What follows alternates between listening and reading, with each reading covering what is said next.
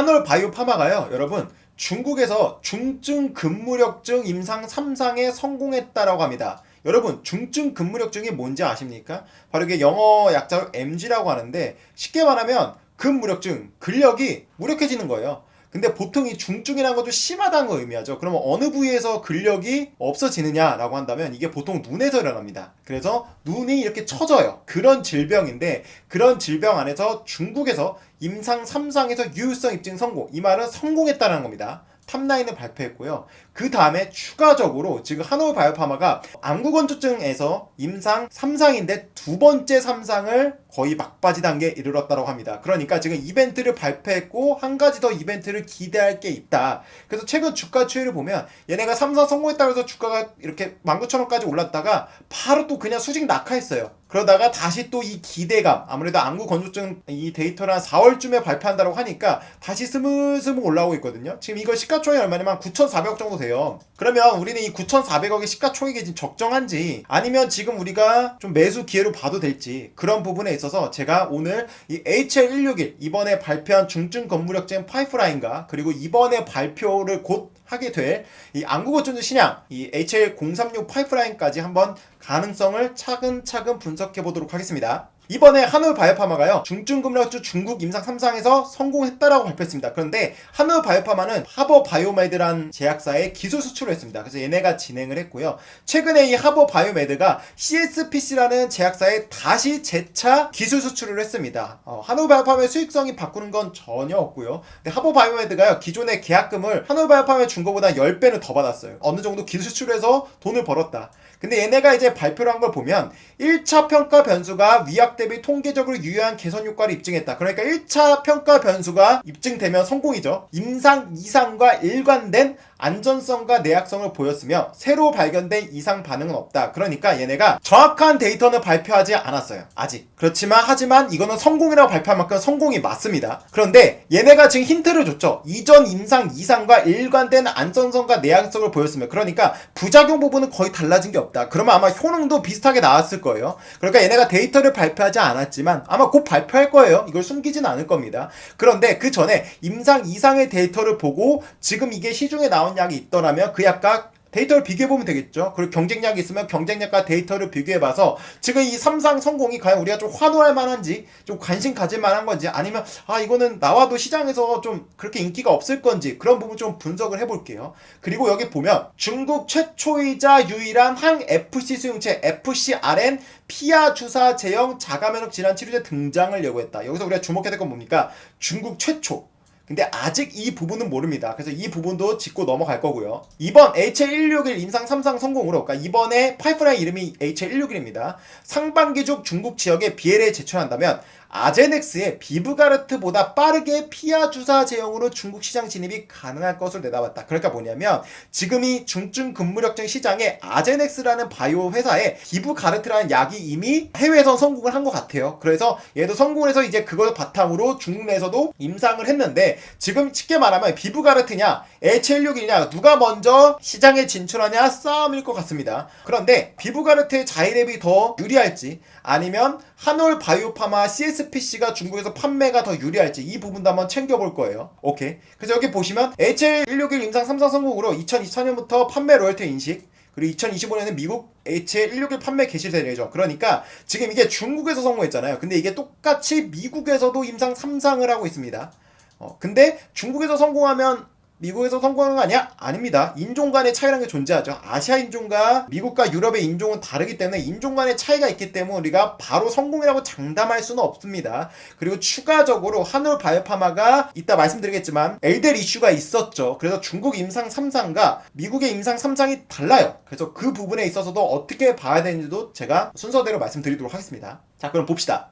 지금 한올 바이오파마가 이번에 3상에 성공했다고 했잖아요. 그죠? 근데 얘네가 앞서 2상의 성공을 발표했었어요. 그 데이터를 보면 지금 보면 여기 나오죠. MGADL 리스폰더. 그러니까 뭐냐면 이게 쉽게 말하면 이 약을 먹고 반응한 사람. 근데 우리가 보통 항암제하면 ORR 객관적 반응률 하잖아요. 근데 이 중증 근무력증 같은 경우는 환자가 이런 체크리스트가 있어요. 그래서 사실 MGADL 점수가 이게 2점 이상 개선된 환자의 비율입니다. 보통 이게 1차 지표로 2점 이상을 많이 하고 효력에 자신 있으면 3점 이상 환자의 비율로 레벨업을 하기도 합니다. 그런데 임상 이상에서 보시면 2점 이상 환자의 비율이 60%, 이 차이가 40% 났죠. 그리고 여기 보시면 MGAD의 점수가 나오는데 마이너스 3.8, 위약군은 오히려 0.6점이 높아졌는데 얘네 마이너스 3.8이 나왔죠. 그러니까 이거는 지금 거의 차이가 한 마이너스 4.4점 정도 차이가 납니다. 위약 대비 효과가 있는 게 밝혀졌죠. 여기 보시면 QMG나 MGC 이런 것들이 2차 지표이기 때문에 여기서 우리가 크게 신경을 안 써도 됩니다. 이 약도 역시나 MGAD를 보면 여기는 지금 얘네도 똑같이 2점 이상 개선된 환자의 비율이거든요. 근데 얘네는 67.7%, 그러면 얘네보다 7.7% 높네 라고 볼 수도 있겠지만 위약군과의 차이를 보면 얘네는 38%, 그러니까 거의 똑같다. 아마도 임상 이상에서 데이터가 연속성으로 나올 가능성이 높아요. 안전성과 내역상에서 거의 똑같이 나왔다고 했으니까 효능도 비슷할 겁니다. 그러면 지금 어쨌든 간에 시중에 나온 이 비브그라탄 약과 아마 좀 비슷하지 않을까라고 생각해 볼 수가 있어요. 오케이? 그럼 우리가 여기서 알아야 될 게 이 3.8점 그리고 마이너스 4.4점의 차이를 한번 경쟁력이 있으면 그 약과 한번 더 비교해 볼게요. 자, 봅시다. 여러분들 이게 한올 바이오파마 사실 종목이 인기가 없어요. 근데 사실 이 한올 바이오파마의 이번 임상 3상 성공에 이 파이프라는 우리가 시장에서 굉장히 주목해야 됩니다. 왜? 이건 글로벌 빅파마들이 이 항체를 엄청나게 비싸게 사갔거든요. 근데 우리 투자자들은 HLB나 이런 거밖에 모르고 신라젠밖에 모르고 이런 거 잘 모르잖아요. 여기 오신 17분들은 이거를 잘 꼭 보시면 좋겠어요. 제가 차근차근 설명해 드리겠습니다. 자, 먼저 이게 FcRn 항체입니다. 그러니까 파이프라인의 FcRn 항체인데 우리 몸에 자가 면역 질환, 그러니까 이 중증 근무력증도 자가 면역 질환 중 하나입니다. 자가 면역 질환은 뭐냐면 우리 몸의 면역 세포는 외부에서 바이러스가 오면 그것을 이제 면역이 공격해서 바이러스를 죽여서 우리 몸을 방어하는 게 면역이잖아요. 근데 자가 면역 질환은 말 그대로 우리 몸을 방어해주는 면역이 뭔가 고장이 나서 우리 몸을 직접 공격하는 거예요. 그걸 바로 자가 면역 질환이라고 합니다. 오케이. 그런데 이 자가 면역 질환을 일으키는 그런 항체들이 몇 가지가 있는데 여기 보시면 LGG라고 나오죠. 이거를 우리가 면역 글로불린 G라고 합니다. 근데 사실 이게 종류가 5가지가 있거든요. 뭐 A, E, 뭐 G, 뭐 M 이렇게가 있는데 근데 여기 보시면 LGG 감소율이 나오죠. 이게 자가 면역 질환에서 관여하는 게 70%에서 80% 정도 됩니다. 그러니까 많이 감소시키면 시킬수록 자가 면역 질환에서 약에서 효능이 높아요. 그래서 보통 임상 일상에서는 이 L 면역글로불린 G의 감소율을 체크합니다. 그래서 감소율이 높으면 이거 이 질환에 효과가 있겠네 라고 하고 이상을 뛰어드는 거예요. 그래서 면역글로불린 G 감소율 최대가 굉장히 중요한 지표라고 볼 수 있어요. 이게 높으면 우리 아까 위에 보신 여기 보시면 지금 1차 지표가 MGAD잖아요. MGAD도 무조건 잘 나오게 돼 있다는 겁니다. 이해되시죠? 그런데 지금 보시면 한올 바이오파마가 얘네가 임상 1상과 2상에서 면역글로불린 G 감소율을 확인했는데 얘네가 최대 78%까지 감소했습니다. 근데 지금 이 시장에서 나와서 이 시장을 빠르게 장악해 나가고 있고 이 FcR 항체에서 가장 앞서 있는 알제닉스의 비브가르트 같은 경우 85%, 그럼 7% 차이면 큰 거 아니야? 근데 우리 아까 이상 보셨지만 거의 비슷하잖아요. 근데 여기 보시면 UCB 같은 경우도 최근에 임상 3상 여기 보시면 3상이 완료됐죠. 얘네도 3상에 성공했습니다. 그리고 똑같은 SC 제형이에요. 근데 얘네가 임상 1상, 2상에서는 면역글로불린 G 감소율이 50%밖에 되지 않았는데 이번 3상에서 데이터를 보니까 저용량에서는 71%, 그리고 10mg에서는 78%, 그러니까 거의 비슷한 수준의 데이터를 발표했습니다. 그런데 지금 UCB 같은 경우는 우리 보셨지만 얘네 MGAD의 점수가 마이너스 3.8점이나 떨어졌잖아요. 그죠? 근데 얘네는 이번에 데이터 발표한 거 보면 마이너스 2.6점이 떨어졌어요. 그러니까 감소율로 보면 비슷한데 실질적으로 1차 지표를 보면 한올 바이오파마가 임상 이상이긴 하지만 조금 더 우세하다 정도로 보시면 될 것 같아요. 여기서 이제 중요한 게 뭐냐면 이 J&J 모멘타라고 나오죠. 이게 우리가 주목해야 되는 게 뭐냐면 이게 존슨앤존슨이 얀센이 모멘타 파마슈티컬스를 기업을 샀어요. 걔네 파이프라인이 그때 M28이고 얘네 메인 파이프라인이 뭐냐면 바로 FcR 항체입니다. 근데 이 기업을 2020년도 8월에 65억 달러, 우리나라 돈으로 7조 한 7천억 정도에 사버렸습니다. 그럼 걔네가 왜 샀을까요? 얘네 그때 뭐 허가받은 약도 없어요. 그냥 임상 중인데 FcR 항체에 대해 유망함을 보고 산 거거든요. 근데 얘네 그때 데이터가 얼마나 나왔냐면 지금 보시죠. 면역글로불린 G 감소율이 80%까지 나온 거예요. 그러니까 이걸 보고 얀센이 이거 좀 희귀 면역 그런 자가 면역 질환에 효과가 있겠다라고 해서 얘가 7조 7천억에 사갑니다. 그리고 또 놀라운 게 뭐냐면 여기 보시면 알렉시온이라는 회사가 나오죠. 사실 알렉시온도 여기 보시면 이 FcR 파이프라인 나오는데 얘네 60%잖아요. 얘네가 신티문이라는 이제 바이오 기업을 삽니다. 근데 이 신티뮴이라는 바이오 기업이 ALXN1830랑 파이프라인을 가지고 있었는데 그 당시에 내가 임상 1상 막 2상 이렇게 승인 나서 하는 중이었어요. 근데 이 FCL 항체 파이프라인 있는 기업을 1조 2천억에 사버렸습니다. 그럼 우리가 딱 이것만 봐도 한올 바이오파마의 HN161도 대충 파이프라인이 가치가 한 1조 정도 되는구나 라고 알 수 있겠죠. 그런데 우리 아까 보셨겠지만 한올 바이오파마 지금 시가총액이 9,400억입니다. HN161 지금 이거 성공했는데 성공한 가치보다도 낮아요. 우리가 주목해야 되는 이유입니다. 그런데 이 신티뮴을 알렉시온이 1조 2천억에 샀는데 이후에 알렉시온이 얘네도 이 솔라리스라는 약을 개발에 성공해요. 그래서 얘네가 허가받은 약이 한 5개 있었거든요. 5개 있던 회사를 아스트라제네카가 이 회사를 무려 390억 달러, 그러니까 우리나라 돈으로 42조의 이 기업을 사버렸어요. 근데 이 솔리리스 같은 경우는 FCR 항체가 아니고 보체저해제입니다. 여기 나오죠. 얘네는 지금 기존에 우리가 보고 있는 FCR 항체랑 다릅니다. 근데 이거를 우리가 좀 주목해야 되는 게 뭐냐면 이 솔리리스가 약값이 얼마나 비싸냐면 1년 약가가 5억이에요. 세계에서 가장 비싼 두 번째 약이라고 부르는데 이 약이 MG 중증 근무력증에서 가장 처음 허가가 납니다. 그리고 나서 얘네가 똑같이 알렉시온이 반감기를 늘린 울토미리스를 허가를 내요. 이게 반감기가 뭐냐면 솔리리스 같은 경우는 2주마다 한 번씩 맞아야 되거든요. 근데 얘네는 8주마다 한 번씩만 맞으면 돼요. 그러니까 환자 입장에서 훨씬 더 편하고 그리고 약값도 조금 더 덜 들겠죠. 얘는 2주에 한 번씩이면 뭐 4번 맞아야 될 거 얘는 한 번만 맞으면 되니까. 근데 지금 여기 보시면 SC라고 나오죠. SC가 뭐냐면 쉽게 말하면 피하 주사. 피하 주사 뭐냐면 피부 아래 조직으로 주사를 놓는 건데 환자 입장에서 크게 종류가 있습니다. SC 제형이 있고 그 다음에 IV 정맥주사 제형이 있습니다. 정맥주사 제형 같은 건 뭐냐면 우리 쉽게 말하면 암 환자들이 병원에 가서 한두 시간 정도 이렇게 손하고 이렇게 누워있잖아요. 그리고 한두 시간 정도 항암제 맞잖아요. 그런 거예요. 근데 SC 제형 같은 건 좋은 게 뭐냐면 환자가 직접 투여가 가능합니다. 그러면 이게 또 좋은 게 뭐냐? 지금 한올 바이오파마 같은 경우는 SC 제형으로 맞으면 한 수초, 한 10초 내에 끝나요. 근데 알제닉스는 여기 보시면 아이브로 먼저 개발됐거든요. 정맥주사. 정맥주사면 1시간을 맞아야 됐어요. 그런데 얘네가 SC 제형도 개발했고 성공했습니다. 여러분 SC 제형은 누가 있죠? 대표적으로 할로자임과 그다음 우리나라 국내 기업 뭐 있죠? 알테오젠 있죠. 그죠? 근데 얘네가 그 할로자임과 독점적 기술 계약을 해서 이번에 성공했던 데이터를 발표했어요. 그래서 얘도 SC 제형을 했는데 SC 제형 하더라도 얘는 1분에서 3분 정도. 근데 UCB 같은 경우는 SC라고 나오죠. 근데 얘네는 최소 30분, 많으면 90분까지 맞아야 됩니다. 그러면 사실 SC 제형은 내가 혼자서 간편하게 맞을 수 있는 게 장점인데 30분에서 90분을 주사를 계속 들고 있어야 되잖아요. 그럼 이게 시린지 펄프나 이런 그 외적인 기계가 필요하거든요. 그러면 당연히 비용도 높아지겠죠. 그래서 사실 투약 편의성으로 보자면 한올 바이오파가 훨씬 좋다.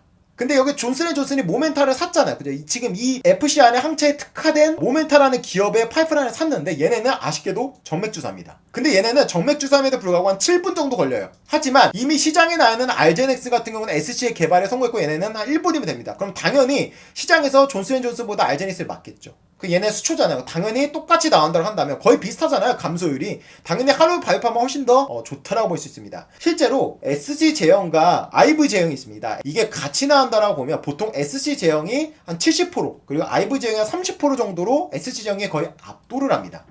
왜냐라고 한다면 이 IV 정맥주사는 병원에 직접 가야 되고 또 입원을 해야 되고 거기서 한두 시간 정도 맞아야 되고 교통비, 시간 그런 게 많이 투입이 되죠. 근데 SC제형은 그럴 필요 없이 내가 그냥 집에서 맞으면 돼요. 그러니까 시간도 아낄 수 있고 비용도 아낄 수 있어요.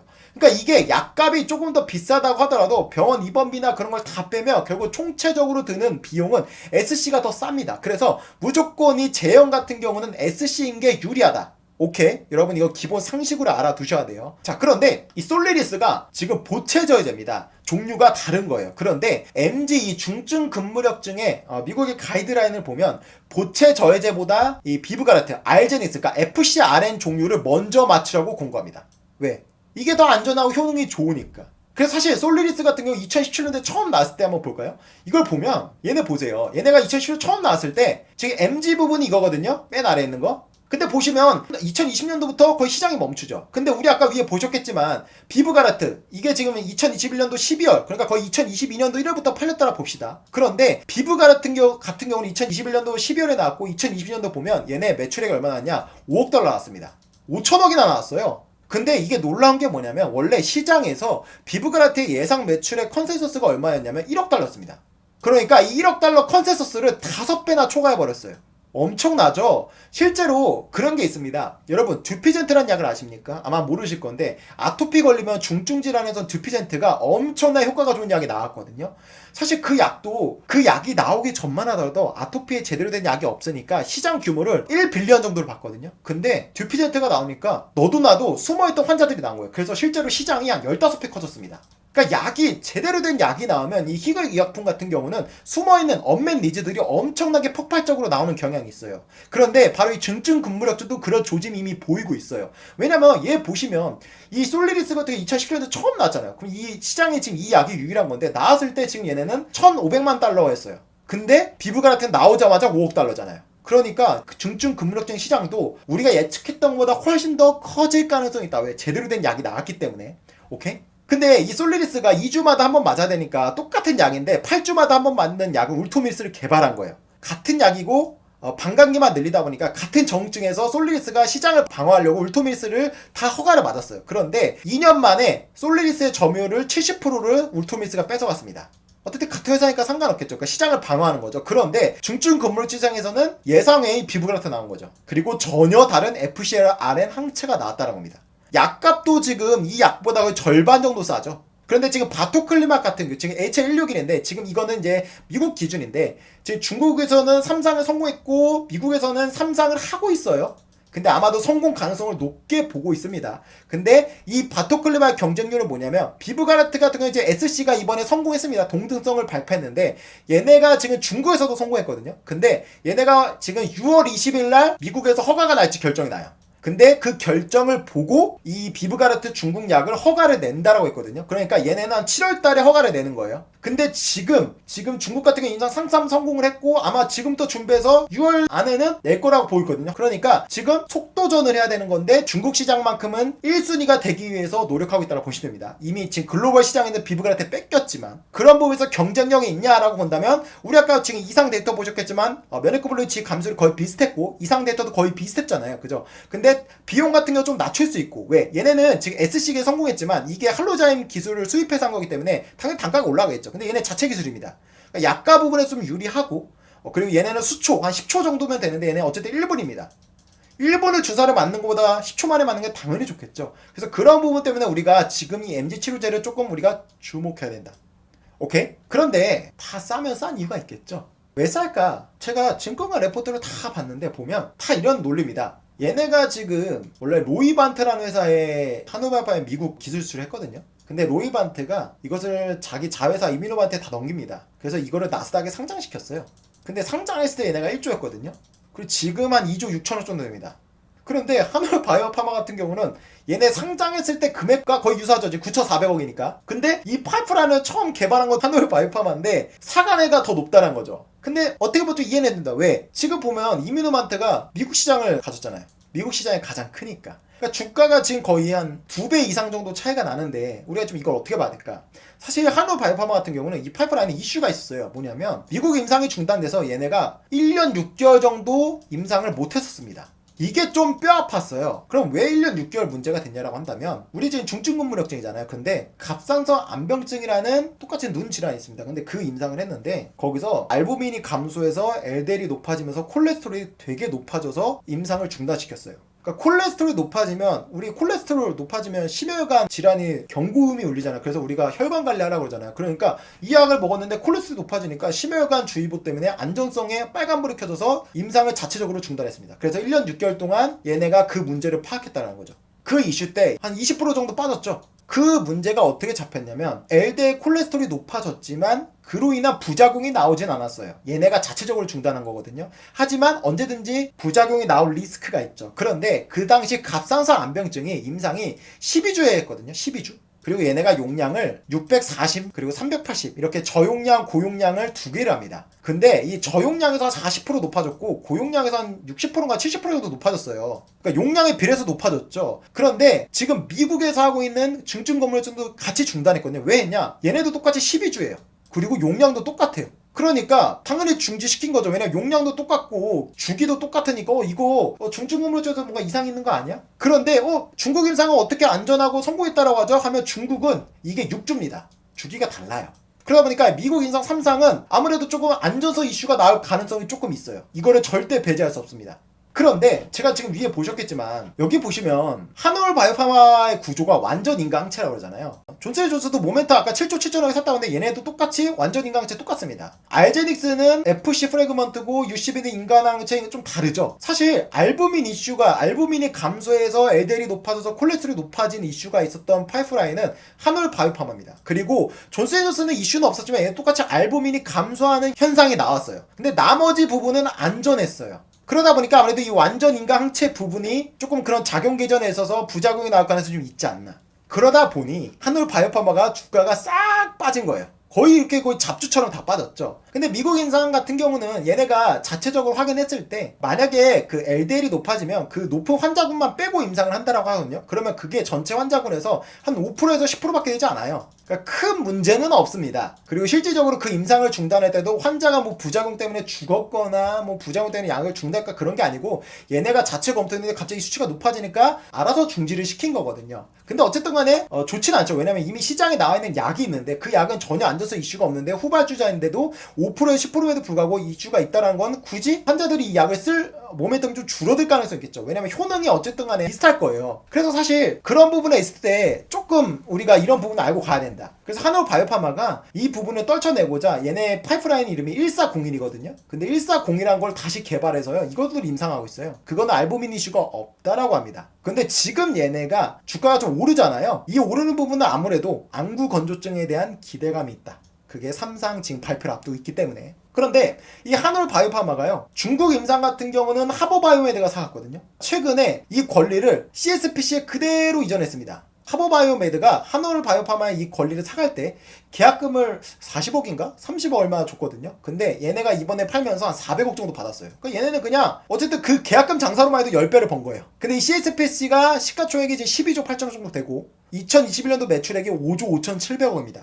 아까도 말씀드렸지만 이 매출액 규모는 국내 기업으로 치면 삼성바이오로직스와 셀트리온 두 개를 합친 매출액을 보시면 돼요. 그리고 중국 내에서는 4등 정도, 그러니까 꽤나 규모가 있는 회사입니다. 하버바이오보다 훨씬 더 비교조차 안 되는 큰 회사예요. 그러면 뭐냐? 당연히 이거는 한올 바이오파마에 좋죠. 왜냐? 지금 얘네가 매출액이 5조 5,700억이면 기존에 얘네가 팔고 있는 유통망이 있을 거잖아요. 거기에 지금 한올 바이오파마 이번 삼상 성공한 걸 팔면 되니까 유리하다고 볼 수 있죠. 그런데 우리 지금 전 세계 미국 시장에서 처음 나와서 시장을 휩쓸고 있는 비브그라트 같은 경우는 중국의 자이랩이라는 회사가 사갔어요. 근데 얘네가 한올보다 얘네 자이랩이 2배 정도 더 비싼 가격에 사갔어요. 그러니까 비브가르트도 2배 높은 가치를 쳐줬다는 거죠. 근데 그거는 어떤 파이프라인의 차이라기보다 얘네는 임상 중인 단계, 그러니까 실패할 리스크를 감당한 거고, 이 얘네는 성공한 부분을 가져왔기 때문에 더 비싼 가격을 준 겁니다. 실제로 자이랩을 제가 좀 찾아보니까 중국 내에서 이미 해외에서 성공한 항암제들을 얘네가 라이센스를 맺어서 중국에서 팔더라고요. 그거를 판매를 전문적으로 하는 회사라고 보시면 돼요. 근데 얘네 시가총액이 3조인데 2022년도 매출액 보면 2,800억밖에 되지 않아요. 규모 면에서 얼마나 차이 납니까? 한 20배 나죠? 그러니까 이 비브그라트는 지금 중국에서 삼상에서 SC 제형에서 성공을 발표했습니다. 근데 미국에서 6월 20일 날 SC 제형이 허가가 날지 결론이 났는데 그거 다음에 중국에 허가서를 제출한다고 했거든요. 근데 중국도 지금 한올 바이오파 같은 경우는 중국에서 삼상을 성공했고 이제 허가 신청서 제출하겠죠? 그러니까 거의 비슷하게 지금 제출을 할 거예요. 그런데 이 지금 한올 바이오파 H16 같은 경우는 중국에서 혁신의약품으로 지정이 됐습니다. 그러면 아마도 얘네가 빠르면 6개월, 그러니까 만약에 6월 달에 내면 연말에 허가가 나올 거고 아니면 내년도 1분기에 나올 거예요. 9개월 정도 걸리거든요. 제가 볼 때는 1월, 2월, 3월 그중 내년 1분기 안에 허가가 나오지 않을까. 자일의 비브가르트도 비슷하게 나올 겁니다. 그러니까 지금 비슷한 수준에서 거의 동등하게 약이 출시될 거라고 본다면 어쨌든 판매를 누가 더 빨리 하냐가 중요한 거거든요. 근데 그 부분은 훨씬 더 한올 바이오파마 측이 유리하다고 볼 수 있습니다. 이건 이 기업 규모를 보고 판단할 수 있는 거예요. 오케이? 넘어갑시다. 자, 그러면 한올 바이오파마 시가총액이 9,400억, 이뮤노반트 2조 6천억이었죠. 그런데 우리 아까 보셨겠지만 저 알제넥스, 저게 지금 시장에서 가장 먼저 나오는 FCR한 항체거든요. 쉽게 말하면 선구자인데 걔네 지금 시가총액이 23조인가 26조예요. 엄청나죠. 얘네가 허가받을 때도 거의 한 20조 정도 됐거든요. 보면 거의 20부대 1 정도 되고 기술출한 회사에보다 반 정도밖에 되지 않아요. 그러면 왜 이렇게 좀 차이가 많이 날까? 왜 1조도 못 받을까? 지금 어쨌든 간에 비브그라트나 우리가 이상 데이터긴 하지만 거의 동등성을 받고, 어떻게 보면 SC제형 같은 경우는 수초기 때문에 더 편의성도 있고, 그 중국 내에서는 좀 환자도 많을 것 같고 뭐 허가도 거의 비슷하게 날 것 같은데 왜 그러지? 라고 본다면 자가면역 질환 치료의 좀 특징을 알 필요가 있어요. 이게 최근에 하는 레포트를 제가 좀 본 건데요. 여기 정확하게 뭐라고 나와 있냐면 보시면 여러분들 자가면역 질환에서 가장 유명한 약이 휴미라입니다. 휴미라가 이 시장에서 매출액이 막 20조가 넘어요. 근데 얘네는 그 작용 기전이 TNF 알파거든요. 근데 얘네가 이제 그 특허가 끝나서 계속 바이오 의약품이 나옵니다. 이제 이 약은 이제 쉽게 말하면 저무는 약인데, 이 약이 왜 시장에서 가장 많이 팔리는 약, 이제 앞으로는 키트로도 하겠지만 기존까지는 휴미라가 가장 최고의 약이었다는 부분을 본다면, 자가면역 질환 특성상 신규 환자가 많이 발생하지 않으면 얘네 환자 수가 적겠죠. 그런데 이미 투여하여 효과가 나타난 환자에게 치료제를 바꾸는 경우가 드뭅니다. 다시 말하면 자가면역 질환에서는 기존 치료제보다 우수성을 입증하더라도 후발주자는 빠른 시간 내에 큰 매출을 달성하기 힘들다는 이야기가 된다. 그러니까 기존 치료제보다 데이터가 좋아도 빠른 시간 내에 달성이 힘들대요. 그러면 우리 아까 한올 발판 보셨겠지만 한올 발판은 우수성이 아니라 거의 동등성 정도 되잖아요. 그죠? 그러면 더 힘들겠죠. 여기 뭐라고 나오냐? 여기 보시면 인플레이가 뭐냐면 신규 혹은 전환 환자를 인플레이라고 해요. 그런데 지금 대충 뭐 자가면역 질환 부분인데 건선 부분에 있어서 스카이리치가 건선 부분에서 신약이 나왔는데 이미 출시 4년차에도 점유율이 약 28%밖에 안 된다. 역시나 자가면역 질환은 후발주자가 데이터가 좋아도 한마디로 환자들이 이 약을 잘 바꾸지 않는다. 천천히 바꾼다. 그 말은 뭐냐면 마케팅 비용도 많이 든다는 의미죠. 그러다 보니 아무래도 이 병의 질환 특성상 지금 한올 발파마가 좀 저평가라기보다는 지금 9,400억 정도밖에 평가를 받지 못하는 게 아닌가. 만약에 그 안전성 이슈가 없었더라고 한다면 1년 6개월 동안 정지당한 부분만 아니라고 한다면 사실 이 기업은 아마 날아갔을 것 같거든요. 근데 아무래도 그런 부분 때문에 지금 좀 주가가 횡보하고 있지 않나. 그러다 보니 여기 뭐라고 나옵니까? 자가면역 질환에서 신규 시장 개발자에게 프리미엄이 필요한 이유다. 그 프리미엄이 무려 얼마입니까? 무려 지금 이 비브가르트, 알제넥스가 나스닥에 상장되는데 얘네 시가총액 20조가 넘습니다. 어마무시하죠. 얘네들이 삼상을 하고 있는 기업가 거의 10배, 10배에서 15배. 얘네 지금 매출액이, 얘네 지금 FCR 항체에서 아까 MG, 중증금융증에서 하나에서 허가 났거든요. 2022년도에 그거 하나 약으로 5천억 벌었어요. 5천억 매출이 나왔습니다. 근데 영업이익과 순이익은 적자예요. 적자인데 이 정도 나와요. 어쨌든 얘네 솔리리스가 있고 그러다 보니까 마케팅을 많이 해서 후발주자라고 해서 2천억이라고 합시다. 그러면 얘네 지금 퍼가 한 100배 넘게 받고 있죠. 고평가라기보다는 그만큼 프리미엄을 준다. 하지만 한올 바이오파마가 동등성을 입증하고 투약의 편의성에서 얘네는 1분 정도 맞아야 되는데 우리는 10초면 되고 약가를 싸게 해서 이 시장을 뺏어온다면, 그리고 미국에서도 성공하고 거기서도 우리가 가격을 낮춰서 시장을 파고든다면 한올 바이오파마 우리 9,400억 이거는 우리가 분명히 지켜봐야 될 시가총액이지 않을까, 저는 그런 생각을 하고 있어요. 정리해서 보면 신약 출시가 이제 코앞입니다. 중국에 성공했기 때문에. 미국을 비롯한 글로벌은 이뮤노반트가 하고 있고 중국은 하보바이오메드 했는데 하보메드가 CSPC에 넘겼습니다. 자이랩은 이게 1억 6천만 달러로 약 2배 정도 비싸게 비브가르트를 사갔어요. 오케이? 얘네가 항상 이런 매출액을 예상하거든요. 근데 아제넥스 비브가르트 같은 경우 얘네 지금 매출액에 보면 2028년도에 9조 6,400억. 근데 놀라운 게 뭐냐면 얘네 원래 2022년도 컨센서스가 1억 달러였어요. 근데 얘네가 5천억 나왔잖아요. 5억 달러. 그러니까 컨센서스를 5배를 뛰어넘었거든요. 그러면 이것도 아마도 9조지만 한 10조, 뭐 15조까지도 크게 나올 수 있어요. 근데 여기서 중요한 게 뭐냐? 얘네가 똑같이 아제넥스의 비브가르트 중국 매출을 전망했거든요. 그럼 우리는 이거를 참고해 볼 수 있죠. 왜? 지금 한올 바이오파마들이 중국 3장에 성공해서 앞서 보셨겠지만 얘네랑 거의 비슷한 시점에 중국에 출시될 거거든요. 근데 이게 지금 이벨리에이트 파마라는 그룹이 아제넥스 비브가르트 중국 매출을 전망했을 때 혼자 단독으로만 본 거냐면 경쟁사랑 다 검토했는지 제가 잘 모르겠어요. 그렇지만 제가 볼 때는 아마 경쟁사도 허가 날 것을 보고 그런 부분에 있어서 저는 이것을 예측했다라 보여지거든요. 그러니까 저는 비브가르트가 364억이면 똑같이 한올 바이오파마도 중국에서 한 360억 정도가 나올 거라고 보시면 될 것 같아요. 그게 아니면 절반 정도? 얘네랑 뭐 이 시장을 반반씩 나눈다고 하면 비슷한 수준에 나오니까 180억이라고 보셔도 됩니다. 이거를 반씩 여러분이 보셔도 된다라는 거예요. 오케이? 그렇게 해서 지금 한올 바이오파마가 중국에서 아무래도 수익성이 나올 거다. 그래서 여기서 로열티를 가져갈 거다. 이런 부분 여러분들이 적정 시가총액을 참고할 때 계산하시면 됩니다. 제가 다 숫자를 드린 거예요. 오케이. 그런데 이 자가면역 질환이 지금 위에 보셨겠지만 FCR 항체가 글로벌 비판마들이 굉장히 주목하고 있는 항체예요. 그러니까 유망한 파이프라인인 겁니다. 근데 그거를 한올 바이오파마가 들고 있다는 거예요.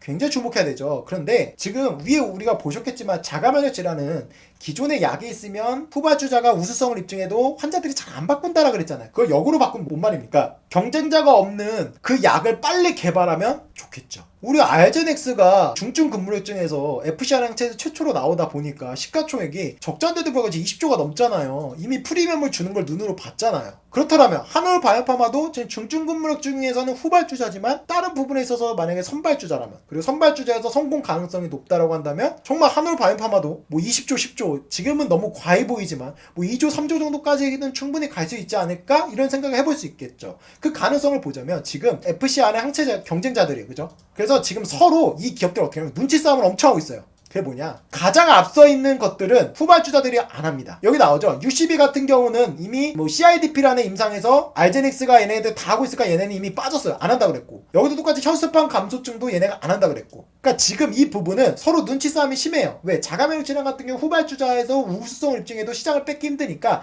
가장 이 시장에서 지금 약이 없는 시장에 뛰어드는 게 전략적으로 행해지고 있다는 거예요. 그런 부분에서 지금 가장 주목할 게 뭐냐면 갑상선 암병증 부분에 있어서 무려 3상입니다. 그레이브스병도 무려 2상을 하고 있어요. 2분기에 데이터를 발표합니다. 그런데 이 그레이브스병 같은 경우는 MG, 그러니까 중증 근무력증보다 시장 크기 한 3배에서 4배는 클 거거든요. 왜냐면 10만 명당 발병률이 얘네는 한 3명에서 우리 중증 근무력 5명인데 이거는 한 20명 정도 돼요.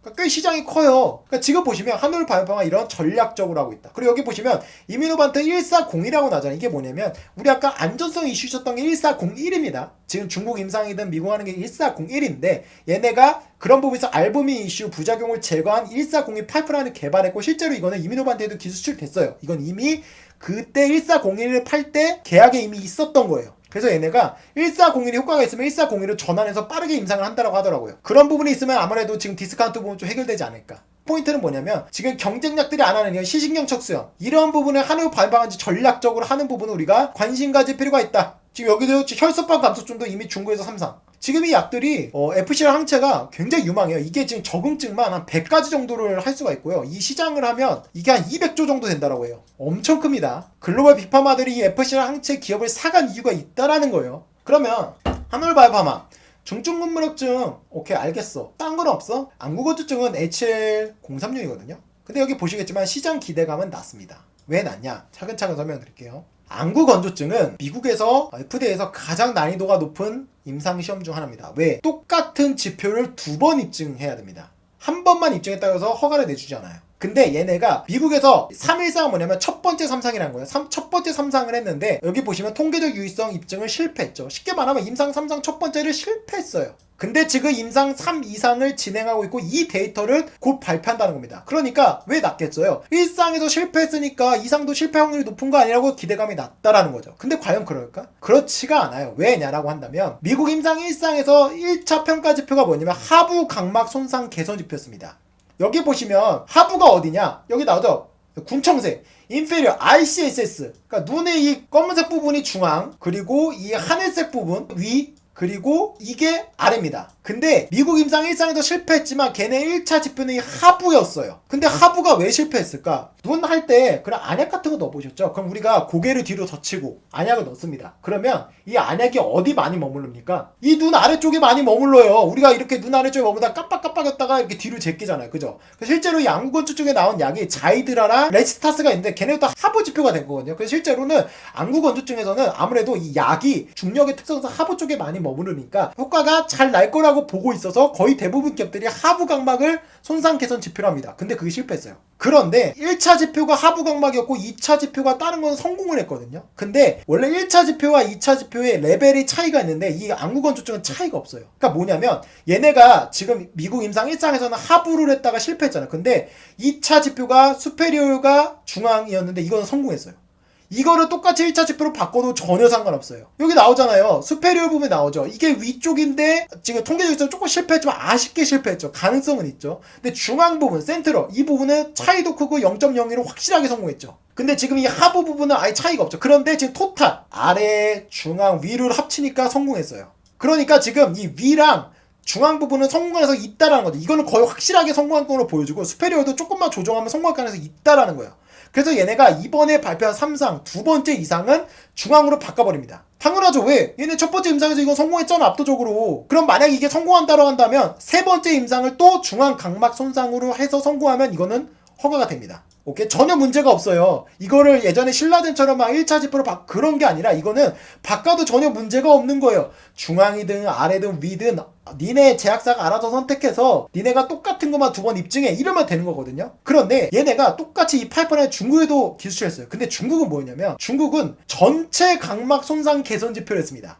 그러니까 얘네는 상부, 중앙, 하부를 다 합친 토탈을 했어요. 그런데 이것도 얘네 똑같이 실패했어요. 근데 실패 스토리를 보면 얘네도 임상 3상을 하면 환자 수가 500명, 600명이니까 돈이 많이 들잖아요. 그죠? 보통 환자 수 한 명당 한 1억 든다라고 하거든요. 평균적으로. 그러면 얘네가 3상을 다 하고 실패하는 것보다 좀 이거 성공하는 소리 낮으면 중간에 좀 멈추면 어쨌든 간에 돈을 아낄 수 있잖아요. 수백억을. 그러다 보니 중간에 DSMB 독립적 데이터를 모니터위원회에 의뢰를 해서 걔네한테 돈을 주고 이 데이터를 비교해달라고 그래. 그래서 우리 임상 더 할까 아니면 멈출까 자문을 받습니다. 그런데 얘네가 DSMB에서 1차 자문했을 때는 야 이거 효과 있어 고 성공이라고 했어요. 대표적으로 카나리아 바이오가 그렇죠. 카나리아 바이오가 데이터링 모니터링 위해서 3상에서 이거 계속 진행해라고 해서 성공률이 제일 높다라고 말씀드렸죠. 걔네도 첫 번째는 성공했고 두 번째는 진행한다고 말씀드렸고, 근데 얘네도 첫 번째는 성공했고 그래서 두 번째인데 두 번째에서 이거 아니야 효과 없어 중단해. 그래서 얘네가 실패합니다. 그래서 그 이후에 674명 데이터를 다 분석해서 얘네가 추후에 발표한다라고 해요.